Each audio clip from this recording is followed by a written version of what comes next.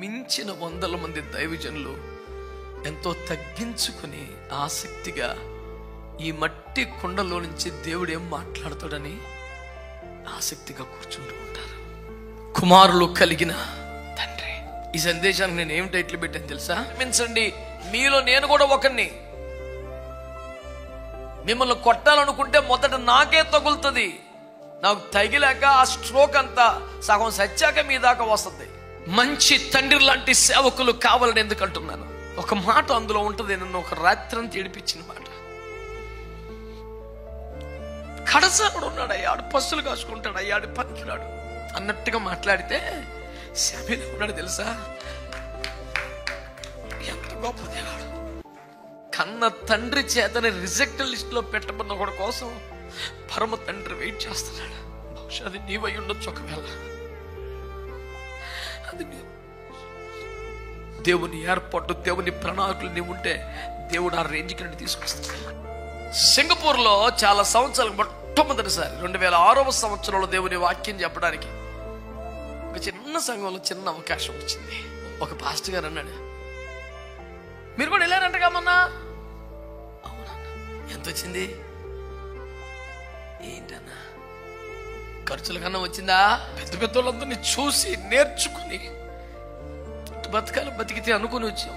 ప్రాంతం కోసం నువ్వు కన్నీరు విడిచావని అడిగితే నేను ఆనందించున్నావు అని. ఎంత వచ్చిందిరా అంటే, నిజానికి మేం పట్టుకెళ్ళిన డబ్బులు సరిపోక చిట్ట చివరి పెన్ని కూడా ఖర్చు పెట్టేశాక లోకల్ ట్రైన్ సెక్టర్ కూడా ఛార్జీలు లెక్క నడిచి తిరుగుతున్నాం మేము సింగపూర్లో. నేను నాతో ఉన్న సహోదరుడు. నేను ఒక పార్కులో ఒక 10 మంది కుర్రోళ్ళకి వాక్యం చెబితే అందులో ఒకటి అడిగాడు, అన్నయ్య మీరు ఎక్కడ ఉన్నారని. కాళ్ళు ముడుచుకొని పడుకుంటున్నాం. చిన్న room, common toilet, $7 per day. అవి కూడా అయిపోయినాయి. తెల్లారిపోయి రోడ్డు ఎక్కాలి. అప్పుడు ఫలానా హోటల్లో ఉంటున్నాము అని చెప్పాము. ఇంకా ఇదే చివరి రోజు అని కూడా చెప్పలేదు. మీకు అభ్యంతరం లేకపోతే మా రూమ్లో ఉండొచ్చుగా అన్నాడు. బ్రేక్ఫాస్ట్లో ఎందుకంటే 2 ఇడ్లీలు అంటే $2 లేక పట్టుకెళ్ళి అయిపోయి మేమిద్దరం ఒకరినొకరు పట్టుకుని ఏడ్చిన పరిస్థితి. నాన్న దేవుడు ఎంత కృప. మరి అలాంటి వాళ్ళు కావాలా? అబ్రహాం లాంటి వాళ్ళు కావాలి. దేవుని ఏర్పాట్లో సంకల్పంలో లేని వారి కోసం ఏడ్చి వాళ్ళ మీద కూడా దేవుని కృప దిగి వచ్చేలాగా ప్రార్థన చేసిన ఒక తండ్రి. అయ్యగారు ఎక్కడో పాస్టర్స్ కాన్ఫరెన్స్ లో చెప్పాల్సిన వాక్యాన్ని మర్చిపోయి ఇక్కడ చెప్పేశాడు అని మీరు అనుకోకండి. నా ఎదుట కూర్చున్న ఈ 100 మంది కంటే మించిన 100 మంది దైవజనులు ఎంతో తగ్గించుకుని ఆసక్తిగా ఈ మట్టి కుండలో నుంచి దేవుడు ఏం మాట్లాడతాడని ఆసక్తిగా కూర్చుంటూ ఉంటారు. మీరు నేను కలిసి వాళ్ళకు కూడా సేవ చేస్తున్నాం. అది మనకిచ్చిన గొప్ప భాగ్యం. హల్లెలూయా. నయోమి కంటే రూత్ ఎప్పటికీ గొప్పది కాదు, కానీ ఒక దశలో నయోమికి కూడా కాసిన గింజలు పెట్టే అవకాశం రూతమ్మకు దొరికింది. ఆ కృపను ప్రభు మనకి అప్పుడప్పుడు ఇస్తున్నారు. దాన్ని మనం కాపాడుకోవాలి. దైవీకమైన బాధ్యతగా భయముతో వణుకుతో ఆ పని మనం చేయాలి.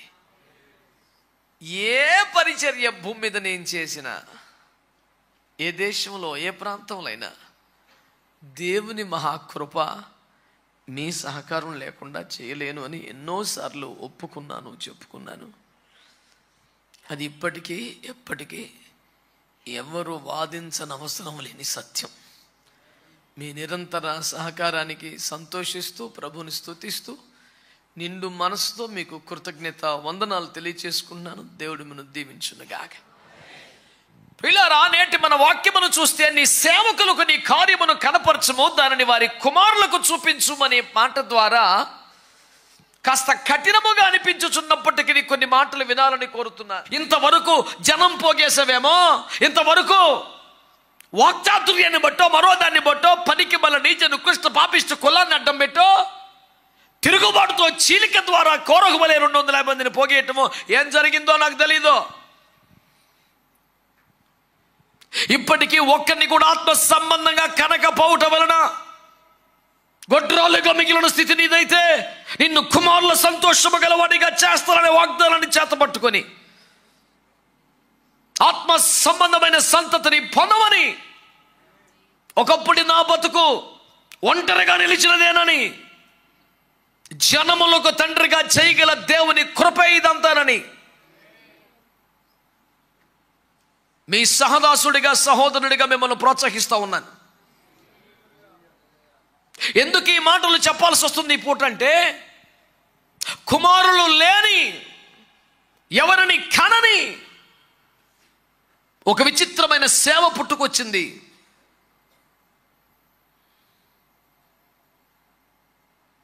పురుషునితో గడపకుండా గర్భం వచ్చేది ఎట్లా, గర్భము రానిదే ప్రసవించేది ఎట్లా, ప్రసవించనిదే తల్లిదండ్రులు అయ్యేది ఎట్లా, ఈ న్యాచురల్ ప్రాసెస్ లేకుండానే తల్లిదండ్రులు అయ్యే విచిత్ర వైద్యమునే సాకుగా చూపి ఈనాటి సేవ రకరకాలుగా కొనసాగించేస్తున్నటువంటి చేదైన పరిస్థితులలో బైబిల్ మూలలోనికి, వాక్య క్రమాల్లోనికి రావాల్సిందేనని ప్రభు పేరిట నేను అందరికీ మనవి చేస్తున్నాను. ఆమేన్. హల్లెలూయా, హల్లెలూయా. కనుక దేవుని బిడ్డలారా, కుమారులకు దేవుని ప్రభావమును చూపించే కాలం ఒకటి రాబోతుంది. అలా చెయ్యి ప్రభు అని మోషే ప్రార్థన చేస్తున్నాడు. ఏదో ఒక సంఘానికి, ఏదో ఒక సహవాసానికి వెళితే మంచిదేలే అనే భావన ప్రాథమిక స్థాయిలో మంచిగా అనిపిస్తుంది. కానీ నువ్వు ఆత్మలు ఎదుగుతున్నప్పుడు, మహిమగల రాకడకు పెళ్లి కుమార్తెగా సిద్ధపడాలని తాపత్రయం కలిగినప్పుడు, ఈ కడవరి ఉజ్జీవపు పాత్రలో నేను ఒకరిగా ఉండాలనే కసి నీలో పెరుగుతున్నప్పుడు నీకు ఆ స్టాండర్డ్ సరిపోదని గుర్తుపెట్టుకోవాలి.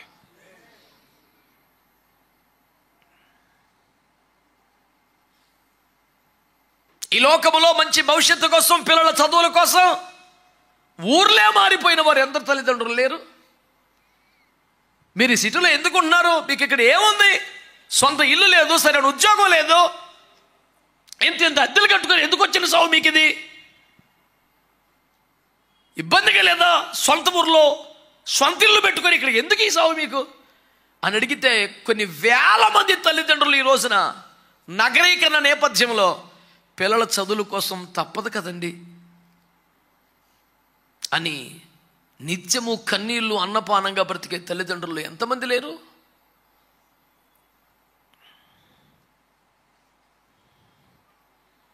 వాళ్ళ ఊర్లో వాళ్ళకున్నటువంటి స్కూల్లో, అక్కడున్న సౌకర్యమో మా పిల్లల ఉజ్వల భవిష్యత్తుకు చాలదనే నిర్ణయం కరెక్టే అనిపిస్తున్నప్పుడు, అందుబాటులో ఉన్న మందిరమో, అలవాటైపోయిన విధానమో, కంఫర్టబుల్గా కనిపించిన బోధ నిత్య మహిమకు, కడవరి ఉజ్జీవానికి, పెళ్లి కుమార్తె సంఘంగా ఎదగడానికి సరిపోదని అవగాహన నీకు ఎందుకు రావట్లేదు? మరి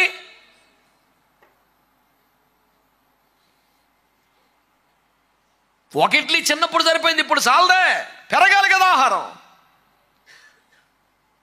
క్రీస్తునందు పసిబిడ్డలు అయితే పాలు సరిపోతాయి, పెళ్లి కుమార్తె సంఘానికైతే బలమైన ఆహారం కావాల్సిందే. మంచి గోధుమ పంట కావాలి, కొండ తేనెని కావాలి. తేనె, నూనె నీకు అనుగ్రహించినందున నువ్వు రాణి గురింతగా అభివృద్ధి పొందావని యెహెజ్కేలు 16:14 వాక్యం సెలవిస్తుంది. తేనె దొరకాలి. ఈ మధ్య కాలంలో యూట్యూబ్లో నేను చూస్తే జుంటి తేనె గురించి, అది చెట్టు లోపల త్వరలో ఎక్కడో కర్ర లోపల అత్యంత అరుదుగా లభించే అతి శ్రేష్టమైన తేనె అని, చెట్టు కొమ్మలకి రాళ్ళకి వచ్చేది జుంటి తేనె కాదని, ఎక్కడో లోపలికి వస్తూ ఉంటుందని, అది చాలా తక్కువ వస్తుందని, కానీ అపరిమితమైన టేస్ట్ అని వాళ్ళు ఎక్స్ప్లెయిన్ చేస్తుంటే, జుంటి తేనె అంటే తేనె అనే దానికి ఒక విశేషమైన పదం అంతే, శ్రేష్టత అని చెప్పడానికి అనుకున్నాను. కానీ దానికి ఎంత తిప్పలు ఉంటుంది అనుకోలేదు నేను. కానీ దేవుడు వాగ్దానం చేసింది జుంటి తేనెనే అని మీకు జ్ఞాపకం చేస్తున్నాను. అత్యంత లోతుగా, అత్యంత మార్మికంగా, అత్యంత స్వల్ప పరిమాణంలో, అత్యంత అరుదుగా దొరికే అతి శ్రేష్టమైన మహిమగల ఉపదేశాన్ని స్వస్థతకో, విశ్వాసానికో, ఆరోగ్యానికో, ఆర్థికానికో, లౌకిక భౌతిక సాధారణ జీవనానికి సంబంధించిన మాత్రము కాకుండా ఒక మట్టిని మహిమకు పెంచగలిగిన, ఒక అనాథను రాణిగా మార్చగలిగిన మహిమ కలిగిన ఉపదేశమును ఆ జుంటి తేనెతో పోల్చాడని, అది మనకు వాగ్దానం చేశాడని.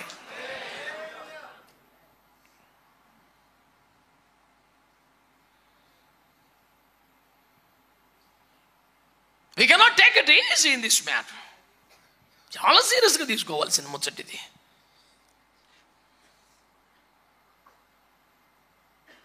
నువ్వు ఒక ప్లేట్ బిర్యానీ కొరకు డబ్బులు కట్టినప్పుడు వాడు ఏదో ఒక ఇడ్లీయో గారెో బోండా ఇచ్చేసి వెళ్ళిపోమంటే నువ్వు ఎట్లా ఒప్పుకుంటావు? You paid for biryani and you can demand biryani. ఏదో ఒకటి కాదు, కుమారులు కలిగిన తండ్రి. ఈ సందేశానికి నేను ఏం టైటిల్ పెట్టాను తెలుసా? మంచి తండ్రి లాంటి సేవకులు కావాలి అని.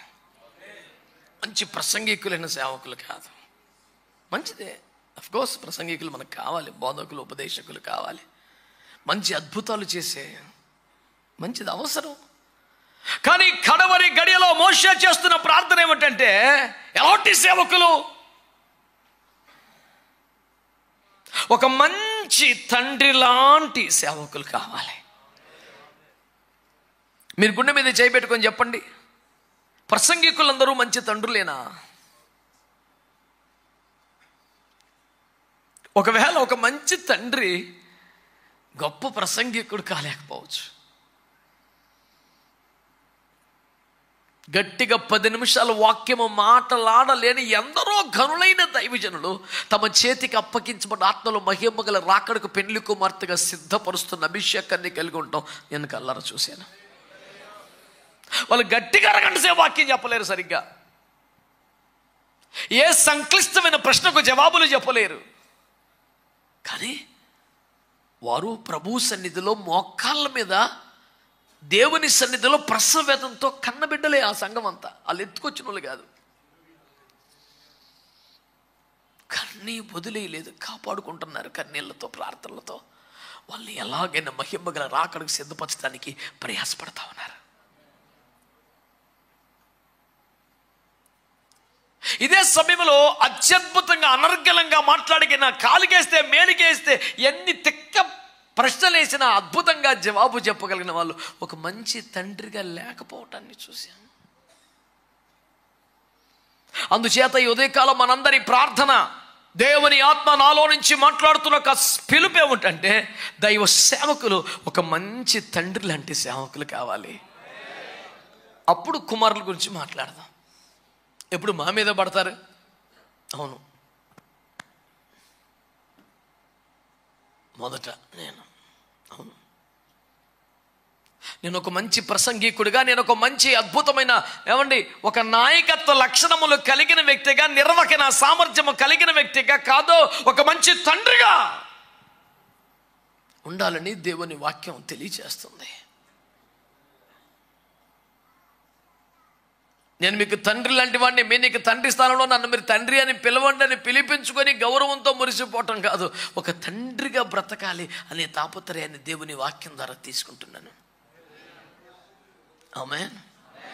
మంచి తండ్రి మంచి తండ్రి అని 10 సార్లు అంటున్నావు కదా, ఏమిటి నీ తాత్పర్యం? ఒకవేళ ఈ సందేశాన్ని వింటున్న దైవజనుల్లో ఎవరైనానో సేవకులు నిందిస్తున్న ప్రసంగంగా దీన్ని భావిస్తే నన్ను క్షమించండి. మీలో నేను కూడా ఒకరిని. మిమ్మల్ని కొట్టాలనుకుంటే మొదట నాకే తగులుతుంది. నాకు తగిలాక ఆ స్ట్రోక్ అంతా సగం సచ్చాక మీ దాకా వస్తుంది. ఈ విషయాన్ని గమనించాలని కోరుతున్నాను.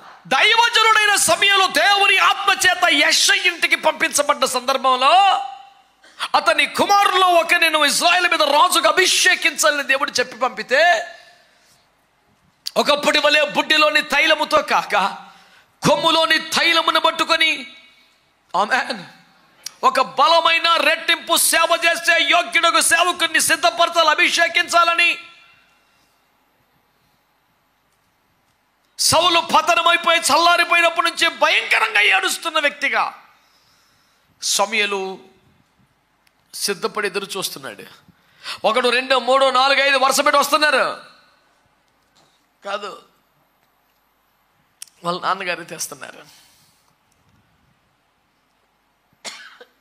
ఈడే కరెక్ట్ అని వాళ్ళ నాన్నగారిని యెషయా కాదు, దైవజనుడు సమూయేలు కూడా ఎవరిని చూసినా ఫిక్స్ అవుతున్నాడు, ఇతనై ఉండొచ్చు అని. దేవుడు ఏకంగా క్లాస్ పీకాల్సిన పరిస్థితి వచ్చింది. మనుష్యుడు పై రూపాన్ని చూస్తాడో, దేవుడు నేనైతే హృదయాన్ని చూస్తున్నానని. ఓ సమూయేలు, నువ్వు కూడా సాధారణ మనుషుల వలె పైరూపాన్ని చూడకు, హృదయాన్ని అంతరంగాన్ని చూడు అని దేవుడు మాట్లాడుతున్నాడు. తీరా వస్తే ఇతడు పర్ఫెక్ట్, ఇతడు కరెక్ట్ పర్సన్ అనుకున్న అందరినీ దేవుడు రిజెక్ట్ చేశాడు. కాదు కాదు కాదు అన్నాడు. అసలు పిలవక్కర్లేదనుకునే పిల్లోని దేవుడు కోరుకుంటున్నాడు, వాని కొరకు ఎదురు చూస్తున్నాడు. ఆమేన్, ఆమేన్.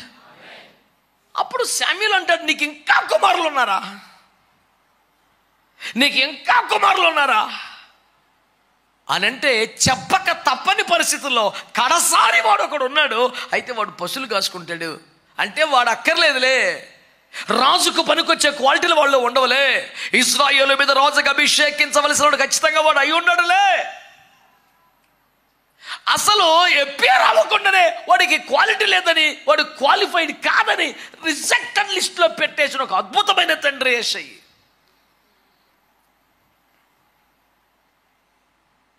మంచి తండ్రి లాంటి సేవకులు కావాలని ఎందుకు అంటున్నాను? నీ కడుపును పుట్టిన పిల్లలే, నీవు కన్న పిల్లలే, ఎందుకు శరీర సంబంధమైన లౌకికమైన ఆత్మ కలిగి ఉన్నా అభిషక్తులు ఇంత వెయిట్ చేస్తున్నాడే.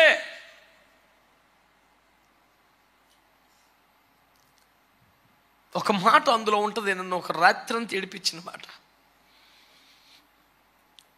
కడసాడు ఉన్నాడు, అయ్యాడు పస్తులు కాసుకుంటాడు, అయ్యాడు పనికిరాడు అన్నట్టుగా మాట్లాడితే శామ్యూల్ ఉన్నాడు తెలుసా, మంచిది, అతడు వచ్చే వరకు మనం ఇక్కడ కూర్చుందాం.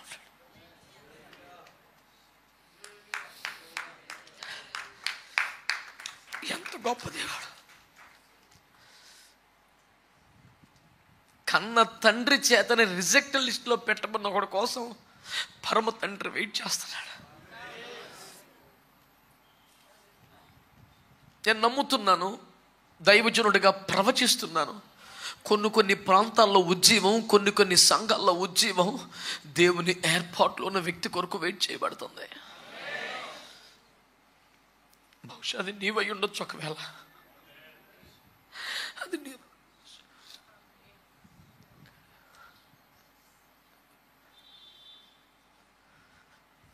who knows, that might be you. కడసారి వాడుకున్నాడు, వాడు పశువులు కాసుకునేవాడు అని కన్న తండ్రి అంటే, శామ్యూల్ అంటాడు మంచిది, అతడు వచ్చే వరకు మనం ఇక్కడ కూర్చుందాం. అభిషేకం వేచి ఉంది, అభిషక్తులు వేచి ఉన్నారు.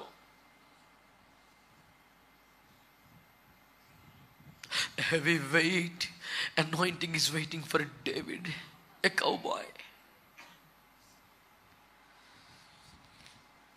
ఇప్పుడు నీవున్న పరిస్థితి, ఇప్పుడు నీకున్న స్థానం, నీ ఆత్మీయ స్థితిగతులతో సంబంధం లేదు. దేవుని ఏర్పాటు, దేవుని ప్రణాళికలు నీవు ఉంటే దేవుడు ఆ రేంజ్కి నేను తీసుకొస్తాను.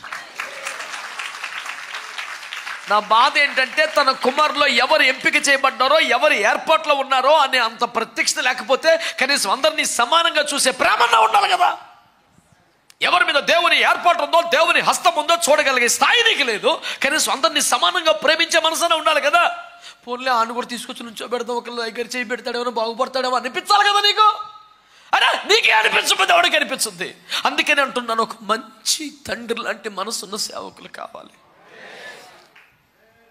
పిల్లల్లో అభిషేకం తీసుకురావాలి, పిల్లలకు అభిషేక హస్తకేంద్రికి తేవాలి, పిల్లల మీదకి ఎలాగైనా కొమ్ములోని తైలం వచ్చేలా చూడాలి. నా బిడ్డలు నింపబడాలి, నా బిడ్డలు కృప పొందాలి, నా బిడ్డలు బలపరచబడాలి. ఏమో దేవుని ఏర్పాటు ఏమైనా ఉంటే వాళ్ళకి ఏమైనా అద్భుతమైన అభిషేకం వస్తుందేమో అని తన పిల్లల కొరకు తాపత్రయపడుతున్న తండ్రి లేకపోతే ఎలా మరి? నన్ను రోజు రోజు రోజు రోజు హెచ్చరించే, గద్దించే, రేపే పురికొలిపో ఒక మాట చెప్పనా? ఇప్పటికి చెప్పున్నాను గతంలో. తండ్రులే పిల్లల కొరకు ఆస్తిని సమకూర్చాలి, పిల్లలు తండ్రుల కొరకు కాదు.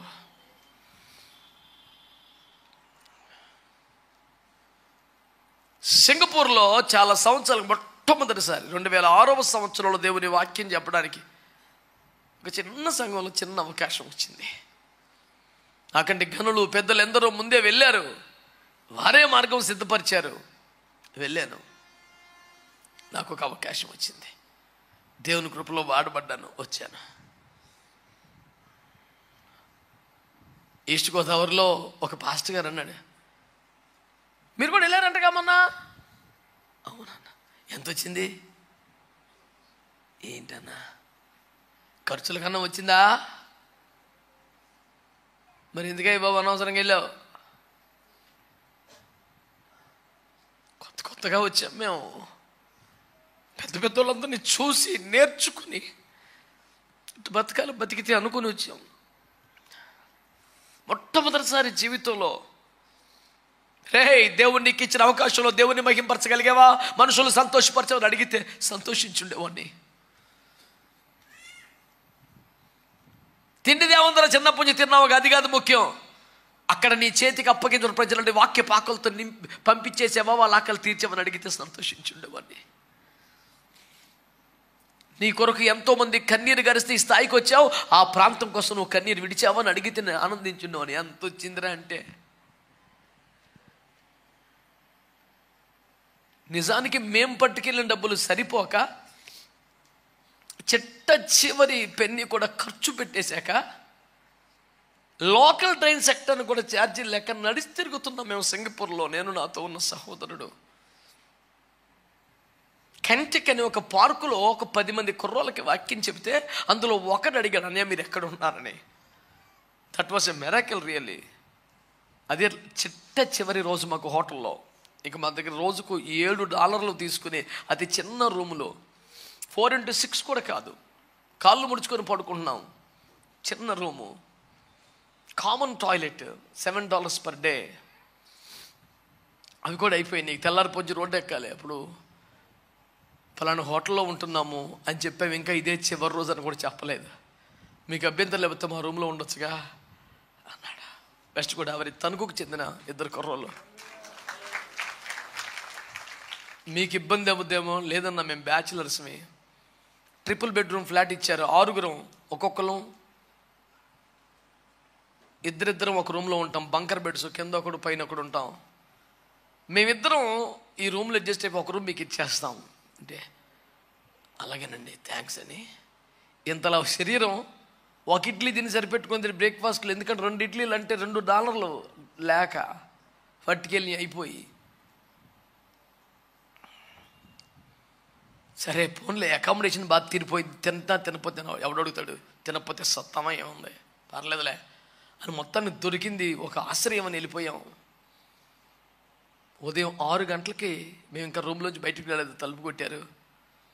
పొద్దున్న లేచి బయటకు వస్తే ఏదో కాఫీలు టీఫీలు ఆశపడి వచ్చామనుకుంటారు. ఎందుకు లేని దూరం మూసుకొని లోపలే కూర్చున్నాం మేము.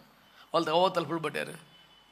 బయటకు వస్తే డైనింగ్ టేబుల్ తీసుకొచ్చి, అన్నయ్య ఇది బ్రేక్ఫాస్ట్, ఇది లంచ్, మీరు ఎక్కడికి వెళ్ళకండి, బయట కొనుక్కోకండి, మేము 6 కల్లా వచ్చేస్తాం, డిన్నర్ ప్రిపేర్ చేస్తాం, మేమే వడ్డించాలి కానీ డ్యూటీలు తప్పవన్నా అని సారీ ఫీల్ అవుతూ వెళ్ళిపోతున్నారు వాళ్ళు. మేమిద్దరం ఒకరినొకరు పట్టుకుని ఏడ్చిన పరిస్థితి. నాన్న దేవుడు ఎంత కృప. ఇట్లాగా రోడ్డున పడిపోయే పరిస్థితుల్లో కామన్ టాయిలెట్స్ ఉన్నటువంటి $7 హోటల్లో బతికి పార్కుల్లో కుర్రోలు కూర్చుంటే వాళ్ళకి వాక్యాలు చెప్పి ఎట్టగట్ట 10 ఆత్మలైన ప్రభు దగ్గరికి తెద్దామని కష్టపడితే ఎంత వచ్చిందిరా నీకంటే ఏం ఆన్సర్ చెప్పగలం? I'm very sorry to say, కానీ చెప్పాల్సి వస్తుంది. ఒక మంచి తండ్రి మనసున్న సేవకులు కావాలి. హల్లెలూయా, హల్లెలూయా. ప్రసంగం చెప్పకపోయినా పర్వాలేదని అంటలేదు, ప్రసంగం మాత్రమే చేస్తే చాలదని మాత్రం ఖచ్చితంగా అంటాను నేను. ఈ సత్యం ఈ కడవరి కాలపు క్రైస్తవ్యానికి తెలియాలి. అరే కన్న తండ్రివి కదా. కొడుకులందరూ వచ్చారు, దైవజనుడికి ఇంకొకడు ఉండిపోయాడు. అయ్యా ఇక అడవిలో ఉన్నాడు. సమయాలు వెళ్ళిపోతుంటే కాళ్ళ మీద పడిపోయి ఒక్క అరగంట ఉండయ్యా ఆని కూడా రప్పిస్తాను, పోనాడు రాజు పోతావు పోయాడు, మీరు చిన్న ప్రార్థన చేసి వెళ్ళయ్యా అనాలి కదండి తండ్రి అన్నవాడు.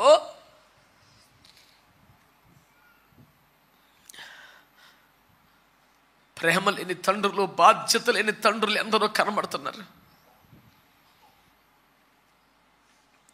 తండ్రి ఎలా ఉండాలి చెప్పనా? ప్రేమ గలవాడిగా, బాధ్యత గలవాడిగా మాత్రమే కాదు, ఎవడి మీద దేవుని ఏర్పడుతుందో చూసే స్థాయి. నీ కుడి చెయ్యి మనష్య మీద పెట్టు, ఎడం చెయ్యి ఎఫ్రై మీద పెట్టని యోసేపు రిక్వెస్ట్ చేస్తున్నాడు యాకోబుని. యాకోబుకు చూపు కనబట్టం లేదు కాబట్టి, కానీ జంబ్లింగ్ సిస్టంలో ఈ చెయ్యి ఇటు పెట్టాడు, ఈ చెయ్యి ఇటు పెట్టాడు. నాన్న అది కాదు నాన్న అంటే, నాకు తెలియను, మై సన్ ఐ నో. ఒక సింహగర్జన లాంటి స్వరం నాకు తెలుసు.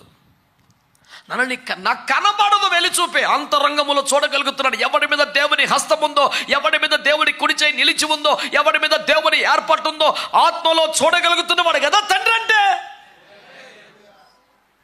నీ మీద ఏ కృప ఉందో, నీ మీద ఏ ఏర్పడుతుందో చూడాలి. దానికి తగ్గట్టు నేను అభిషేకించి పంపాలి.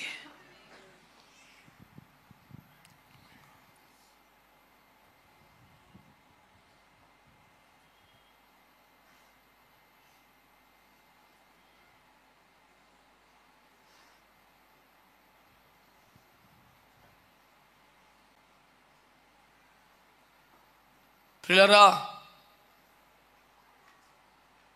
తండ్రులందరూ మంచి మనసున్న తండ్రులుగా ఉండాలని.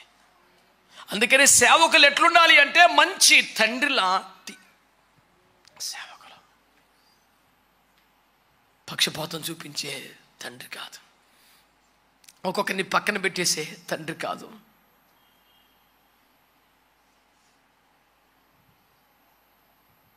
మామూలుగా పైపైన ఒక మాట అంటాను, ఒక ఉద్దేశము, ఏర్పాటు, దేవుని సంకల్పము ఏమీ లేకుండా నువ్వు భూమి మీద ఉన్నావా? లేదు అనేది నీ జవాబు అయితే, ఏదో దేవుని కృప, ఏర్పాటు, ప్రణాళిక, సంకల్పం ఉంటుంది కదా అనే భావన నీదైతే, మరి నీ పిల్లల మీద మాత్రం ఎందుకు ఉండదు ఆ సంకల్పం? నువ్వే స్పెషలా? వ్యర్థంగానే దేవుడు భూమి మీదకి తెచ్చాడు అని పిల్లల్ని. వారి పట్ల కూడా ఏదో దేవుని ఏర్పాటు, సంకల్పం ఉంటుందిగా. ఎందుకు నువ్వు పక్షపాత ధోరణి? ఒకడు చురుగ్గా ఉంటే, ఒకడు తెలివిగా ఉంటే, ఒకడు హుషారుగా ఉంటే, ఒకడు చక్కగా తెలివిగా మాట్లాడుతుంటే వాడిని నువ్వు విపరీతంగా కనపరిచేది. ఒకరు కొంచెం డల్గా కనపడితే ఆడి పనికిరాడు, ఆడి వేస్ట్ అని నువ్వే తీర్పు తీర్చేది.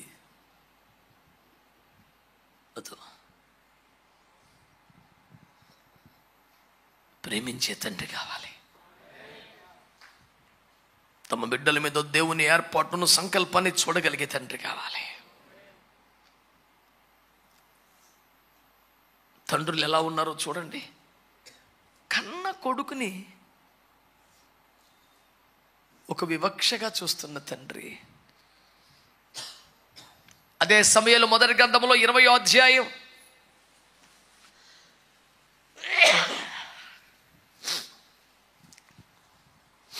అదే మొదటి సమూయేలు గ్రంథం 20వ అధ్యాయం 31వ వచనం. 30 చదవలేం కాబట్టి.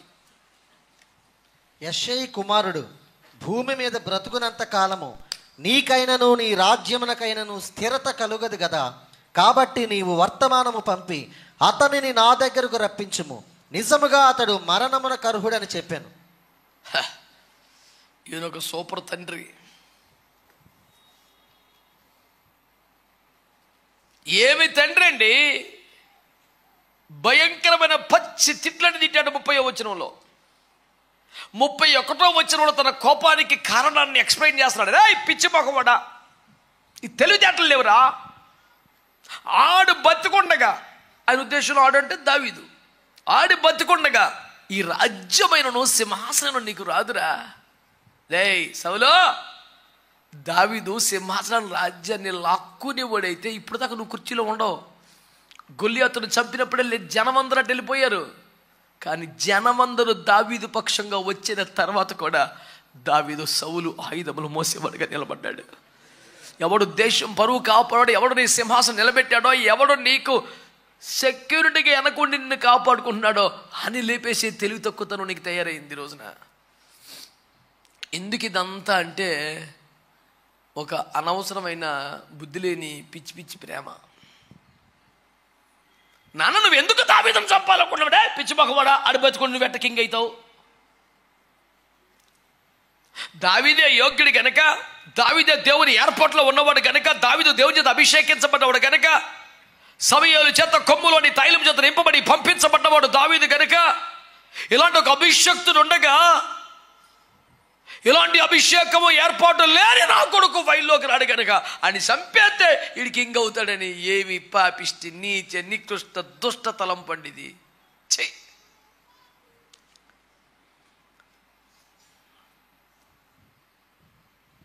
దేవా నీ చిత్తమైతే నా కొడుకును కూడా వాడుకో, నీ చిత్తమైతే నా కొడుకు పట్ల నీ కృపచూపు, నీ కరుణ గల హస్తం నా బిడ్డ మీద ఉంచు, నా కొడుకును కూడా దీవించినట్లుగా సమూయేలును పంపించని ఏడవాలి. ఎడితే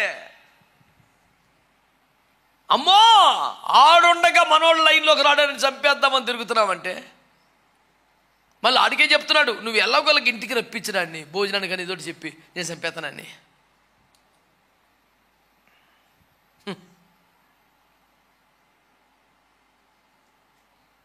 తన కొడుకును పిచ్చి పిచ్చిగా ప్రేమిస్తున్న తండ్రి, తన కొడుకు రాజవ్వాలని కోరుకుంటున్న తండ్రి, తన కొడుకు ఇంతగా యుద్ధాలు చేస్తున్న తండ్రి, ఎంత ప్రేమ గల తండ్రి అందామా అంటే అనలేకపోతున్నాం.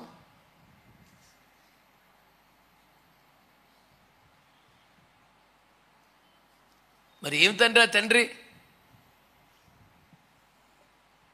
ఫక్తు శరీరానుసారమైన తండ్రి, ఆత్మ సంబంధిగా లేకపోతున్న తండ్రి, దేవుని క్రమాన్ని నడిపింపును లేనివాడు విన్న తండ్రి. యెషయా ఒక ప్రేమించలేని తండ్రిగా, ప్రేమ లేని తండ్రిగా మిగిలిపోతే, సౌలు పచ్చి స్వార్థపూరితమైన తండ్రిగా, అవసరమైతే ఎదుటివారిని చంపేసే అంత కిరాతకమైన తండ్రిగా మిగిలిపోతున్నాడు.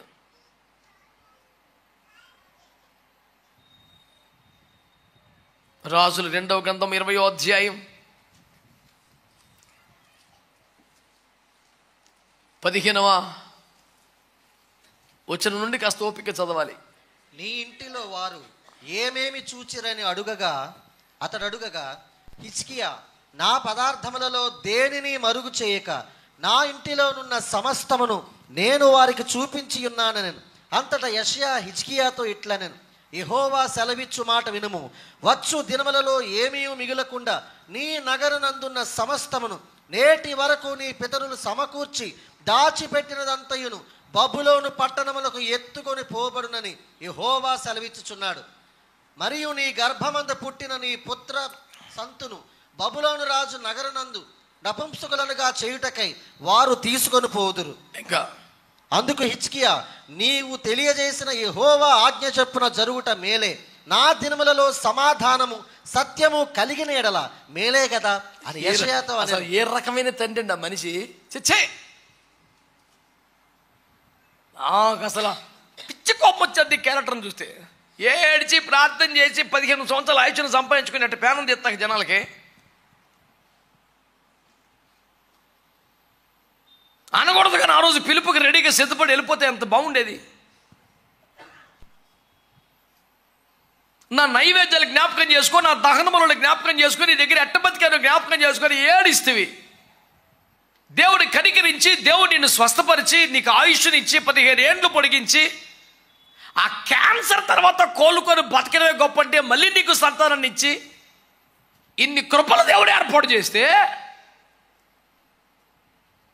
చేసిన పనికి మన నిర్వాహకం శాతగానే అవ్వడం వల్ల తన దేశము, తన రాజ్యము బబులోను చెరలోకి వెళ్ళిపోయే ఒక భయంకర పరిస్థితి కారకుడయ్యాడు.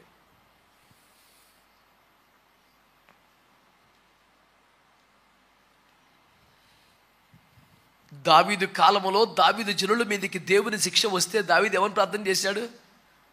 అయ్యో దేవా, నేను కదా పాపము చేస్తున్న ఈ జనులు ఏం చేశారు? వాళ్ళని ఏమనుకో, నన్ను శిక్షించు, నన్ను కొట్టు, నా కుటుంబాన్ని కొట్టు, వాళ్ళని ఏమనకయ్యా, వాళ్ళకి ఏమీ తెలియదయ్యా అని అడ్డం పడి ఏడిచాడు దావీదు. ఈ మనుషుడు అంటాడు, నువ్వు తెలివి తక్కువ పని చేసావు, బుద్ధి లేని పని చేసావు, నడిపింపులో లేవు, దేవుని చిత్తము, దేవుడు నడిపింపు గమనించుకోలేదు, ఏమి ఉండకుండా మొత్తం తీసుకెళ్ళిపోతారు, ఈ దేశ ప్రజలందరూ కూడా చెరలోకి బానిసలోకి వెళ్ళిపోతారు, నెక్స్ట్ జనరేషన్ అంతా అంటే పోన్లే నా దినాల్లో అయితే బాగుంటాగా, నేను చచ్చాక ఎడిపోతే నాకెందుకు? అసలు ఎదురుగా ఉంటే అనిపిస్తాను అంత బీపీ వచ్చేద్దాం ఆ క్యారెక్టర్ చదువుతుంటే. నా దినములలో బాగానే ఉంటే మేలే కదా, నేను చచ్చిపోయగల ఎట్లా నాశనం చెరలోకి వెళ్ళిపోతే నాకు ఎందుకు, బబులోని వెళ్ళిపోతే అగ్నిగుణంలో పడి ఈ షడ్రకు మేషకు అభ్యర్థులు దాని అన్ని పాటలు పడ్డారు బబులోన్లో. ఈ బాబు పుణ్యం అది, ఈ బాబు వ్యాపారం అది. వారు నీ సంతతిని బట్టుకెళ్ళిపోయి వారిలో మగవారిని నపుంసకులుగా మారుస్తారు, వాళ్ళు చిత్రహింసలు పెడతారు, చాలా బాధలు పెడతారు. నెక్స్ట్ జనరేషన్ అంతా పాడైపోతుందంటే గుండెలకు బాదుకొని అయ్యా నన్ను కొట్టు శిక్షించు, కానీ నెక్స్ట్ జనరేషన్ని కాపాడని ఏడవాలి ఎవడైనా. నా టైము నా పీరియడ్ ఎంత బాగుంటుంది కదా, అవతల పోతే బాగా సావని దుష్ట దుర్మార్గులని జనం కీర్తించే అందమైన మాటలు చెప్పానులే. నేటి రాజకీయ నాయకులు కూడా అట్లా అనుకోవట్లేదు, నెక్స్ట్ జనరేషన్ కోసం 4 మంచి మాటలు మాట్లాడుతున్నారు. వరు ఏం మనిషి అండి అంటే, నేను బతికినంతకాలం మంచి రాజుగా ఉంటే చాలు, నేను బతికినంతకాలం అధికారానికి తిరుగు లేకపోతే చాలు, నేను బతికినంతకాలం సింహాసనానికి ఇబ్బంది లేకపోతే పర్లేదు, బాగుంటే చాలు, నేను చచ్చిపోయిన తర్వాత సేవ అయిపోతే నాకెందుకు, సంఘం ఏమైపోతే నాకెందుకు, నెక్స్ట్ జనరేషన్ బబులోని చెరలోకి వెళ్ళిపోతే నాకేంటి, వాళ్ళు పాపంలో పడిపోతే నాకేంటి, దేవుని ఏర్పాట్లో సంకల్పం ఏమో తండ్రి అయ్యా నువ్వు. ఒక నా కొడుకు బాగుపడితే చాలనుకుంటాడు, ఒకడు నా కొడుకుల్లో ఫలానోడు బాగైతే చాలనుకుంటాడు, ఒకడు అసలు నా హయామంతా దర్జా గెలిగిన తర్వాత అందరు నాశనం అయిపోయిన పనులు. ఏమి తండ్రులు రా బాబు, ఏమి తండ్రులండి. అది అబ్రహం గారిని చూసుకుందామా, పంపాయి నా ఏర్పాట్లో నా సంకల్పలేడు, మన ఏర్పాట్లో కాదా అయితే ఆడేందుకు పరా అంటే కూడా తప్పులేదు అసలు. ఒక మూమెంటు అబ్రహం అంటాడు సరే అని పంపించి అడిగిపోయి మోకాలం పడి ఎడుతున్నాడు. ఏట్రా అయ్యా నా కుమారుడు ఇష్మాయేలును నీ సన్నిధిలో బ్రతకని అయ్యా. దేవుడు మనసు కరిగిపోయిందండి బాబు. దేవుని సంకల్పంలో లేని వారి కొరకి అంత ఏడిస్తే దేవుని ఏర్పాటు సంకల్పంలో ఉన్న సంఘం కోసం ఒక దైవజనుడు ఎంత కన్నీరు కార్చాలండి. బాబా అతను వాగ్దాన పుత్రులు కాదు, శరీర సంబంధం దేవుని ఏర్పాట్లో లేదు, నిబంధన ఉండదు, పంపించాయి అని అంటే ఆడి కోసం అంత ఏడితే, ఇది నీకు ఇస్తున్న వాగ్దాన సంతతి, ఇతనితో నిబంధన స్థిరపరుస్తానని దేవుడు బయలుపరిచినటువంటి ఆత్మీయ సంతానం గురించి, సంఘాన్ని గురించి, వాగ్దాన సంబంధమైన ఏర్పాటును గురించి ఇంకెంత కన్నీరు కాచాలా.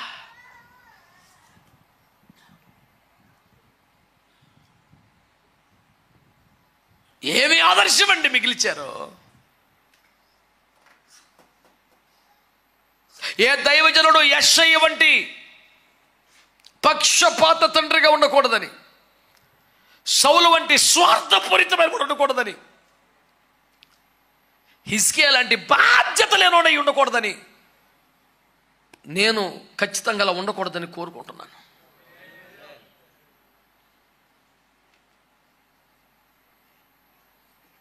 మీకైనా ఈ భూమి మీద క్రైస్తవులు ఎవరికైనా ఒక యెషయా లాంటి తండ్రో, ఒక సౌలు లాంటి తండ్రో, ఒక హిజ్కియా లాంటి తండ్రో, ఏ దైవజనుడు అలాంటి తండ్రిగా ఉండకూడదని నేను కోరుకుంటున్నాను.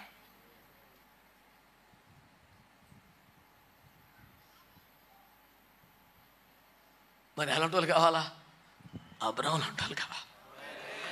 దేవుని ఏర్పాట్లో సంకల్పంలో లేని వారి కోసం ఏడ్చి వాళ్ళ మీద కూడా దేవుని కృప దిగి వచ్చేలాగా ప్రార్థన చేసిన ఒక తండ్రి. ఆహా ఏం గొప్ప తండ్రి అండి బాబు. నేను అంటున్నాను, అబ్రహాము ప్రార్థన ఇష్మాయేలుకే ఆశీర్వాదం అయిపోతే ఇస్సాకి ఏం కరువు ఉంటుంది చెప్పు? గట్టిగా స్తోత్రం చెప్పండి. హల్లెలూయా, ఓ హల్లెలూయా. దేవుని వాక్యాన్ని మీరు గమనించారా, పరిశీలించారా? వాక్యములో రాయబడిన సత్యాన్ని మీరు గమనిస్తున్నారా? ఇంకా టైం అయిపోయి నేను ముగిస్తున్నాను, కానీ ఆదికాండం 25వ అధ్యాయంలో 6వ వచనంలో అంటాడు, అదొకటి చదివి పెట్టబాయ్. 25:6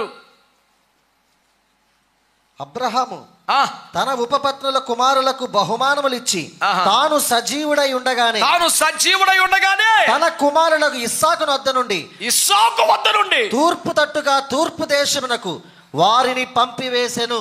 ఏ దర్శనం కలిగిన తండ్రి అండి. విజనరీ అంటే అది అయ్యా, విజనరీ అంటే అది. వివాదం ఉండకూడదని కోరుకునేవాడు విజనరీ అంటే. దార్శనికుడు అంటే అది. అబ్రహాము తన భార్యకు శారముకు కలిగిన వాగ్దాన సంతతి ఇస్సాకు.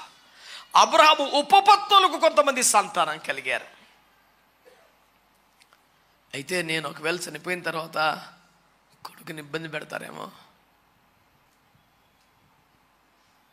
అని వారికి ఎక్కడో తూర్పున దూరంగా ఉన్న స్థలాలు, ఇల్లులు, పొలాలని రాసేసి వాళ్ళకి అన్యాయం చేయలే. వాళ్ళకి ఆస్తులు ఇచ్చాడు, వాళ్ళకి న్యాయంగా దక్కాల్సినవన్నీ ఇచ్చాడు. ఇచ్చి మళ్ళీ వచ్చి ఇబ్బంది పెట్టే అంత అవకాశము లేనంత దూరం పెట్టేశాడు వాళ్ళని. తాను సజీవుడుగా ఉండగానే ఇస్సాకు నుండి వారిని దూరం పెట్టాడు. ఎందుకంటే నేను చనిపోయాక వివాదం రాకూడదు. తండ్రి అంటే అది. నేను ఉన్నంతకాలం ఎట్టకొట్ట గడిపేసి ఆ తర్వాత తాంబూలు ఇచ్చాం, తనుగు చావునంటే వాళ్ళు చస్తారు, మనకెందుకు? నా దినములలో సమాధంగా ఉంటే మేలే కదా, నేను చచ్చిపోక లేవైతే నాకెందుకు? అదేమో రకం అండి బాబు, చిచ్చి.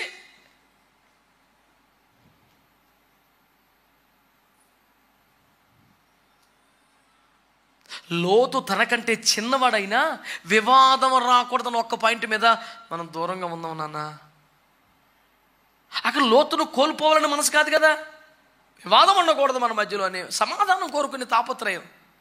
విజనరీకి ఎట్లా ఉండాలా? నేను వెళ్ళిపోయిన తర్వాత కూడా వివాదం రాకూడదు. ఓరే నాయన, ఎంత పెద్ద మనసు అండి బాబు అబ్రహం గారిది. దాని కట్టుదిట్టమైన చర్యలని తీసుకుని తను వెళ్ళిపోతున్నాడు. అందుకని అబ్రహాము చనిపోయిన తర్వాత ఆ మాట రాశాడు అదే అధ్యాయంలో.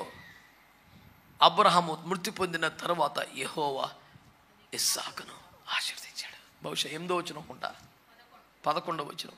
అబ్రహాము మృతి పొందిన తర్వాత దేవుడి అతని కుమారుడకు ఇస్సాకును ఆశీర్వదించాను. అబ్రహాము మరణం ఇస్సాకుకి దీవెనని కాదు తాత్పర్యం. ఆయన చచ్చిపోవడం వల్ల బాగుపడడానికి కాదు కదా. చనిపోయిన తర్వాత ఇబ్బందులు ఏమి రాలేదు, తలకాయ నొప్పులు ఏమి లేదు, వివాదాలు లేదు. అతను బ్లెస్ అయ్యాడు కానీ తిప్పల్లో చిక్కుల్లో పడలేదని ఆ నేపథ్యం బ్యాక్గ్రౌండ్ తెలిస్తే ఆ పదం అర్థం అవుతుంది. లేకపోతే చచ్చిపోతే దీవినట్రు సత్వమే బెటరా ఏంటి? ఆ లాన్ చచ్చిపోతాడు బాగుపడ్డా, ఇదేం వాక్యంరా? తిప్ప లేకుండా తలకాయ నొప్పి లేకుండా కేవలం బ్లెస్సింగ్ ఎంజాయ్ చేసేలాగా సెట్ చేసి చచ్చిపోయాడు. ఆదికాండం 49:1-29లో యాకోబు తన పిల్లలకు అందరిని పిలిచి ఒక్కొక్కరి కోసం ప్రార్థన చేసి చచ్చిపోయాడు. నేను తెలివితేటలు వాడి పేరు మార్చుకొని చర్మాన్ని మార్చుకునే ప్రయత్నం చేసి మోసం చేసి దగా చేసి ఆశీర్వాదాలు కొట్టేశా. నిలబల్లా 20 సంవత్సరాలు నరకం అనిపించా. ఈ రూట్ వద్దు, నేను ప్రార్థన చేసి మిమ్మల్ని దీవిస్తానండి. ఏం తండ్రులు నాయన అట్టు ఉండాలా? జరగబోయి చెప్పి నాన్న ఇట్లా జరుగుద్ది, నువ్వు ఇలాగుండు, రే నాన్న ఇది రే లేవి షిమియోను మీ కోపం తగ్గాలి, యోధా నీ పరిస్థితి ఉంటుంది, ఇశ్శాఖరో నువ్వు ఇట్లాగా అందరికీ చెప్పాల్సినవి చెప్పి ప్రార్థన చేసి కాలు ముడుచుకొని చచ్చిపోయాడంట. నెక్స్ట్ జనరేషన్ బాగుండాలని, వాళ్ళు పవిత్రులు ఉండాలని, దేవుని చిత్తములో ఏర్పాట్లో ఉండాలని వారి కోసం ప్రార్థనలు చేసి వారిని సిద్ధపరిచి అన్ని సెటిల్ చేసి వెళ్ళిపోతున్న వారు మంచి తండ్రులుగా మనకు కనబడుతున్నారు. ఈరోజున మన భారం, మన ప్రార్థన ఏంటి? ప్రతి దైవజనుడు మంచి తండ్రిగా ఉండాలి. మన సందేశం ఏమనుకున్నాం? మంచి తండ్రి లాంటి సేవకులు కావాలి. మన ధ్యానంలో ఈరోజు ప్రభు మన ముందు పెట్టింది ఒక అబ్రహాం లాంటి తండ్రి. ఆమెనంటలా ఎవరి మీద దేవుని ఏర్పాటు హస్తముందో చూడగలిగి వారిని ప్రార్థించి దీవించి సిద్ధపరిచే యాకోబు లాంటి తండ్రి. ఆమేన్, ఆమేన్.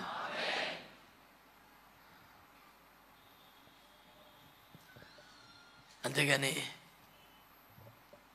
తానే పక్షపాతం చూపించే శైలాంటి తండ్రిగా, ఫక్తు స్వార్థపూరితమైన శరీర సంబంధమైనటువంటి సౌలు లాంటి తండ్రిగాను కొన్ని సేవలను, కొన్ని పరిస్థితులను నెక్స్ట్ జనరేషన్ పట్ల బాధ్యత లేకుండా తన హయాంలో ఎంజాయ్ చేసి చచ్చిపోయే పాస్టర్ లాగా ఉండకూడదు.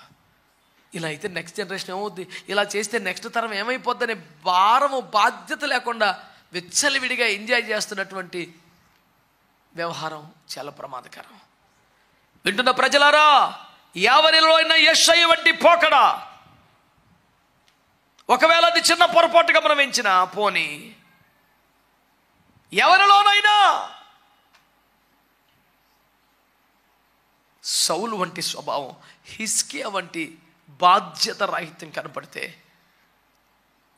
మీకు మేలు కలగదని నేను హెచ్చరిక చేస్తున్నాను.